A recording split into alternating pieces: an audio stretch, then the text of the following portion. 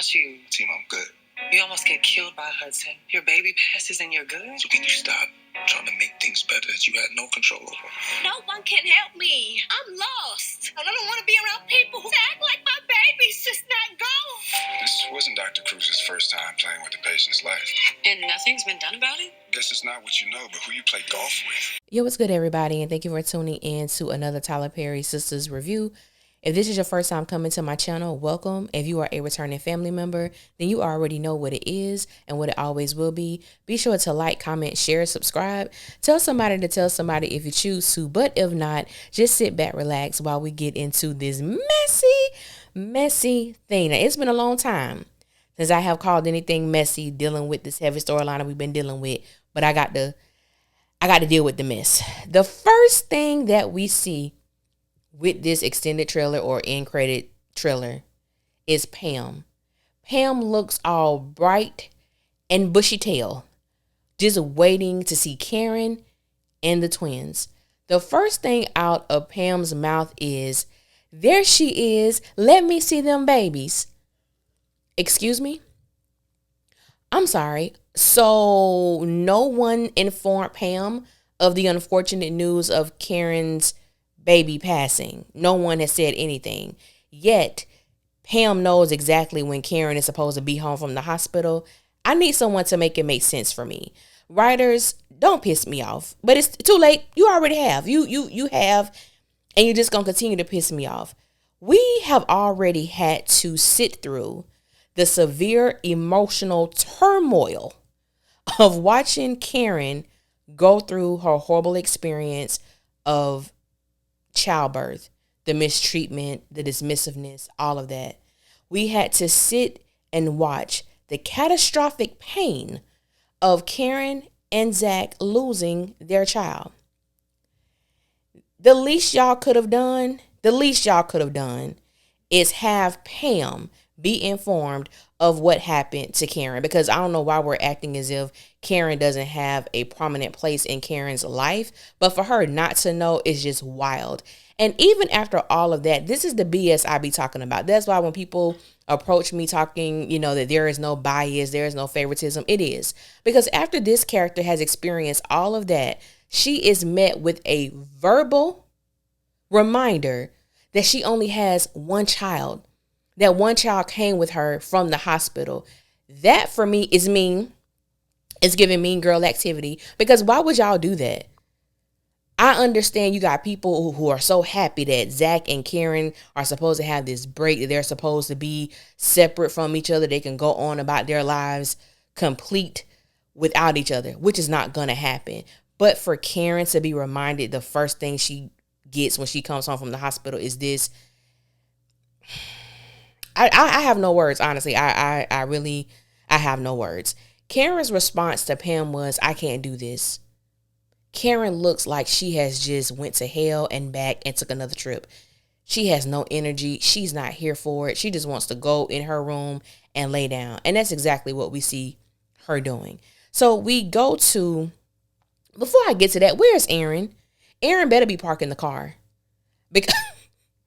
Because why do we only see Pam, Miss Lisa, and Sabrina? I'm going to need y'all to stop playing on Aaron's top this season, because y'all have a tendency to do that, writers, and I don't like it. But y'all piss me off all the time, so do I expect anything more of y'all?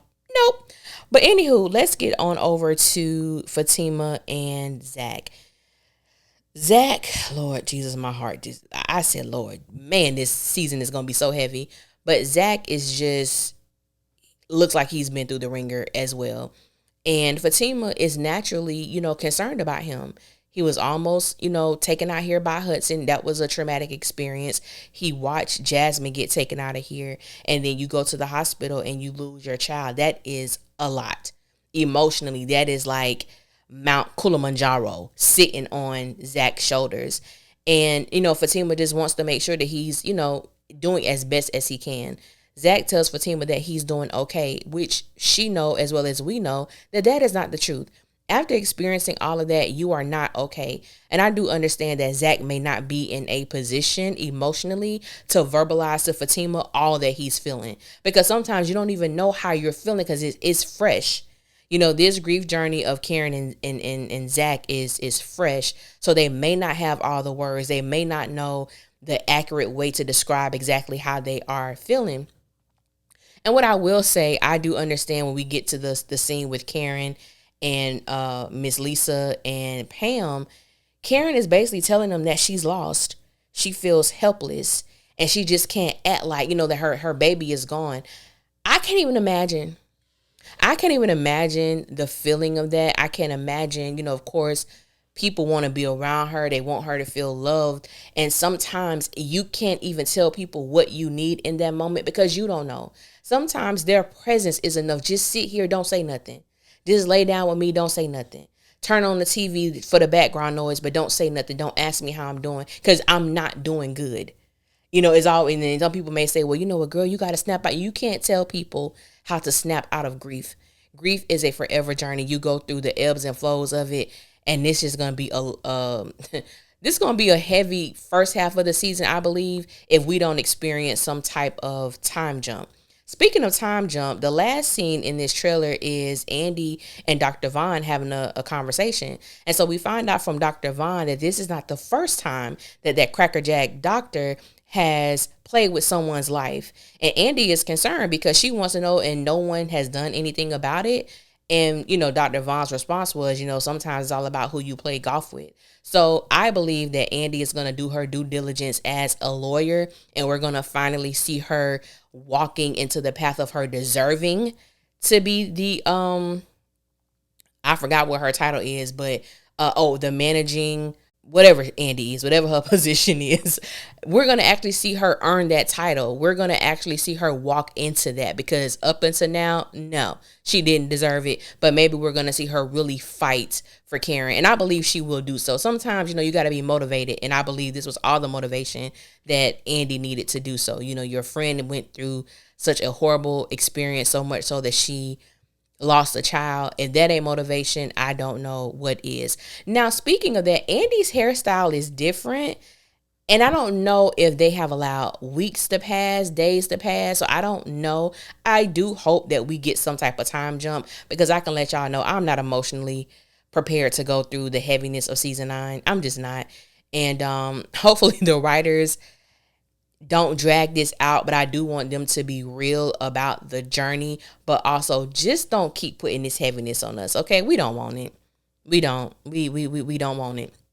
But I think they're gonna give it to us because their job is to piss us off, and they get stellar in that department.